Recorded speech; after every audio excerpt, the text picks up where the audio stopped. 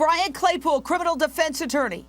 I understand that he is entitled supposedly to a defense.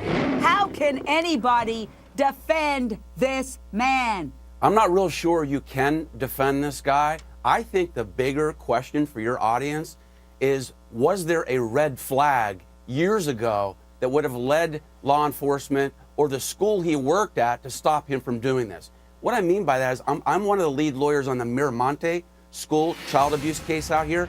And Jane, what we found in that case was there was a 20-year history of the teacher in that case having abused kids. And I think law enforcement in this case needs to go back to the school and look at his personnel file and find out whether there were prior complaints against him to see if this could have been averted.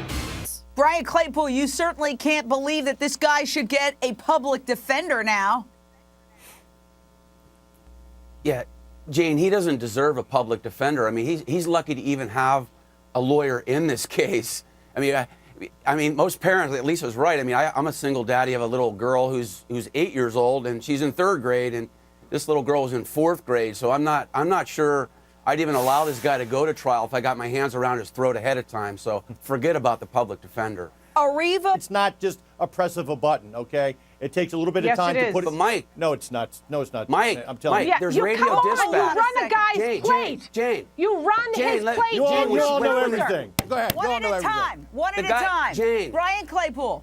Jane, Jane, when the guy that was following Woods was on his phone, was 10 seconds behind him, he's calling 911. Radio dispatch goes out right away. Hey, I'm following this truck. It's this color. It's on this street.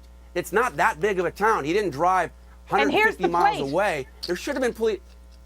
Well, coulda, woulda, coulda. They did a good job, okay? That's the bottom line. No, they did not. We don't know that. Hold on a second. This is one thing that occurs to me. Brian? Jane, can you ask Ricky whether he communicated to the police what direction Wood was driving when he drove off with the little girl? Well, I'm sure he did, but Ricky, to that, did you tell cops which way he was going? Yes, he was going east on Grand. Yep, so he was why going did the east. police drive out to the parents' house, which is the opposite direction? I don't know. We told him which way he left. I have no idea what they were doing then. Well, you know, there's many police cars, and they could have easily gotten on the phone and been directing another car